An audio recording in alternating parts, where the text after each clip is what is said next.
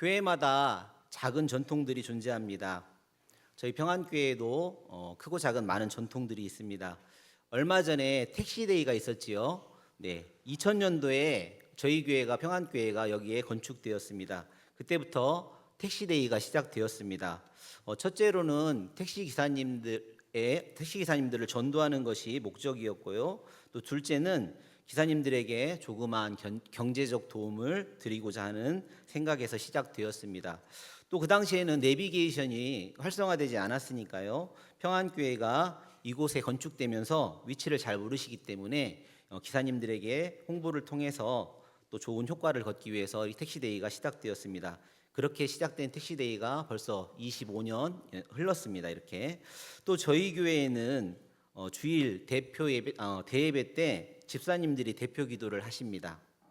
또 많은 교회들이 그렇게 하고 있지 않다는 것을 나도 알았습니다. 저희 옆에 있는 우리 선생님께 이런 얘기를 했더니 정말 그런 교회가 있습니까? 앞서가는 교회네요. 이렇게 말씀을 하시더라고요. 원래는 이렇게 장로님들이 돌아가면서만 기도하시는데 저희 교회는 집사님들께서 이렇게 돌아가시면서 또 기도를 하십니다. 또 기도하실 때 보면 원고를 다 써서 읽으시잖아요. 그래서 자기 생각대로 기도하시는 게 아니고 또 원고를 읽으시면서 또 준비하신 말씀으로 또 기도를 하십니다. 또 이제 우리 장윤명 목사님이 계속 칭찬하신 이 교역자 주일에 평신도들이 설교하는 또 이런 전통도 있습니다. 교역자 주일에 평신도들이 한 주간 말씀을 준비하면서 새벽 기도와 수요 예배 말씀을 인도합니다. 그러면서 교역자분들의 어려움을 이해하고 또 말씀의 깊은 묵상을 통해 깨닫게 하시는 은혜를 누리게 하십니다. 교역자들께서는 또 평신도들의 말씀 가운데 은혜와 쉼을 가지게 되므로 새로운 에너지를 충전하시는 귀한 시간이 됩니다. 말씀을 준비하시는 성도님들을 보면 이렇게 원고를 많이 준비하십니다. 근데 이 원고는 대본 수준으로 우리 준비를 하십니다.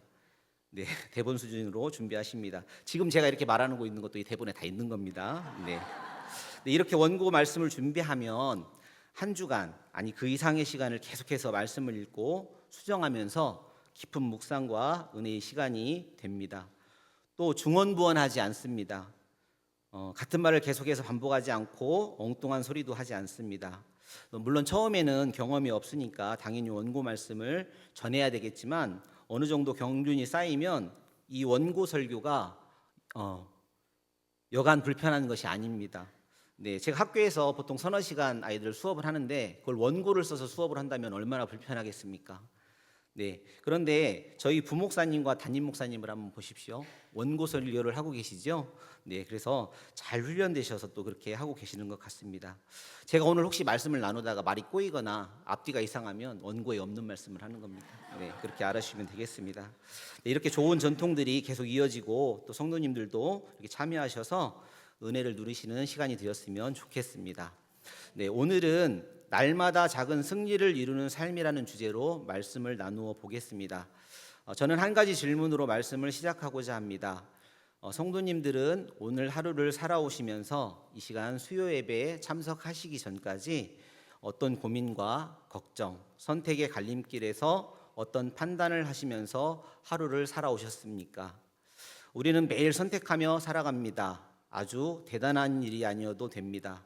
아침에 어떤 말을 할 것인가, 화가 날 때 어떻게 반응할 것인가, 사람을 미워할 것인가, 용서할 것인가, 귀찮아도 섬길 것인가, 외면할 것인가.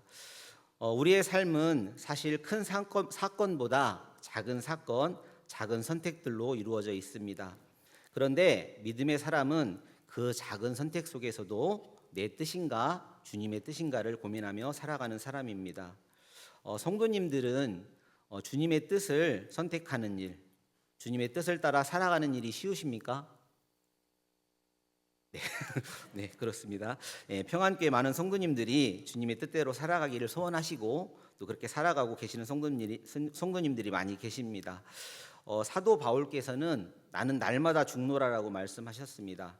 우리 안에 있는 욕망, 욕심이 나를 죄의 길로 한순간에 끌고 가기 때문이지 않을까 생각합니다. 네, 서두의 성도님들께서 어떤 선택을 하시며 하루를 살아오셨는지 여쭤보았습니다.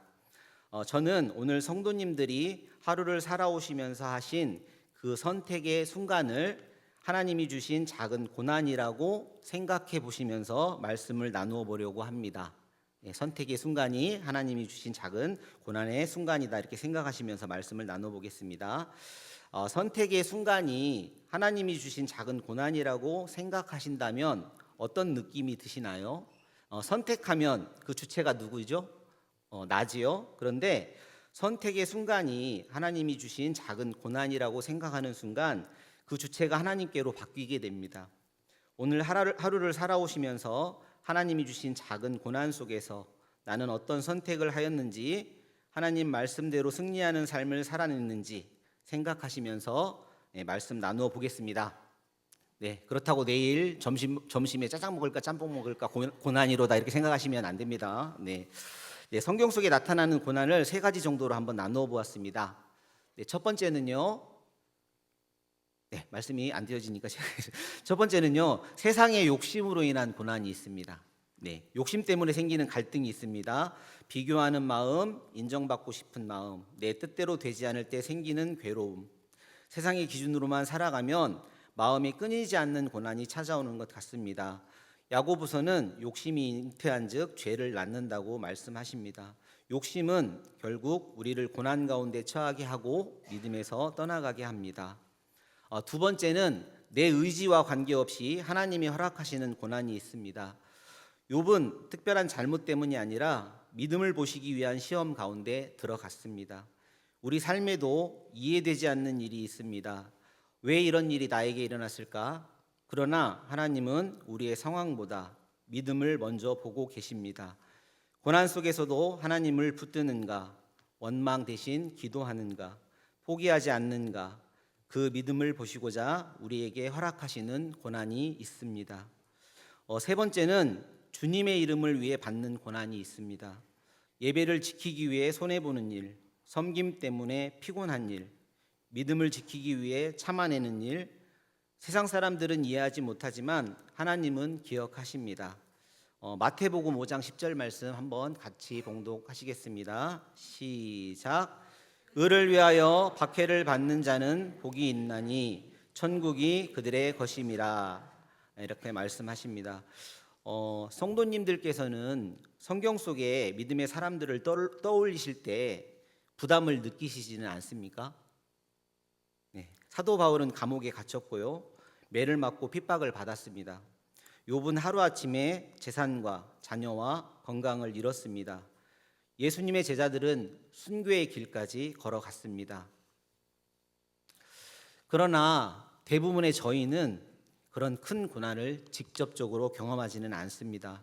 물론 성도님들 각자가 처한 상황과 고난의 크기가 다르시겠지만 일상생활 중에 우리가 겪고 있는 것은 직장과 가정의 문제, 사람과의 관계, 경제적인 문제, 미래에 대한 걱정, 자녀, 부부관계, 마음속 불안과 염려 등 어쩌면 우리의 고난은 아주 작아 보이는 문제들 속에 있습니다. 고린도전서 10장 13절 말씀도 함께 봉독 한번 해보시겠습니다. 시작. 사람이 감당할 시험 밖에는 너희가 당한 것이 없나니 오직 하나님은 미쁘사 너희가 감당하지 못할 시험 당함을 허락하지 아니하시고 시험 당할 즈음에 또한 피할 길을 내사 너희로 능히 감당하게 하시느니라. 아멘. 하나님은 무너뜨리기 위해 시험하는 분이 아니라 믿음을 성장시키기 위해 우리를 연단하시는 분입니다. 우리의 오늘의 고난도, 고민도, 오늘의 선택도 믿음의 훈련일 수 있습니다. 제가 오늘 선택의 순간을 뭐라고 생각하면서 말씀 듣자고 했죠? 네, 작은 고난으로 생각하시면서 말씀을 나눠보자고 말씀드렸습니다. 성도님들 한번 따라해 보시기 바랍니다. 작은 고민과 선택도 믿음의 싸움이다. 시작. 작은 고민과 선택도 믿음의 싸움이다. 우리의 믿음은 일상의 아주 작은 곳에서 드러납니다.